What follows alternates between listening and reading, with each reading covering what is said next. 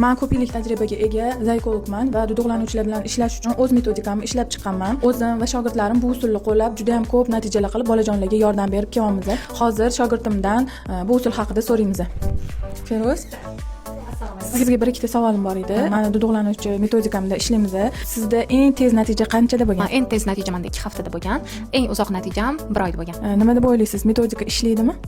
Albatta ishlaydi. Menga mana shu diagnoz bo'yicha kelgan bolani hech ham o'ylanib o'tirmayman, nima qilsam ekan deb srazu hayolimga siz bergan metodikalar keladi. Srazu ishlashga boshlaymiz. Bolani diagnozini chuqurligiga qarab 2 haftada maksimum diagnozni olib chiqsak bo'ladi. Rezultatga chuqurroq bo'ladigan bo'lsa 1 oydan boshlab o'sha natija bemalol ko'ra olamiz. Hozir duduqlanuvchi o'quvchingiz bor. Nechinchi etapdasizlar? 4-etap oxirladi. 4-etapga qancha muddatda chiqdingiz? Hozirgi o'quvchimda 1 oyga chiqdik. Ota-onalarda qanaqa fikr siz natijalaringiz bo'yicha? Ularda juda ham yaxshi fikrlar. Uyda bola o'zini kontrol qilayotganda, nafasini gapirayotganda, o'zini tovushlarini, so'zlarini kontrol qilayotganini ko'rib, ular juda ham mamnun. Men metodikamda natija uzoq kuttirmaydi, buni aniq ayta olaman. Men bu metodikamni juda ham qizg'anaman. Shuning uchun 1 yilda bir martagina kamchilik uchun seminar tashkil qilaman. Siz ona bo'lasizmi, psixolog bo'lasizmi, neyropsixolog bo'lasizmi, logoped defektolog bo'lasizmi, farqi yo'q.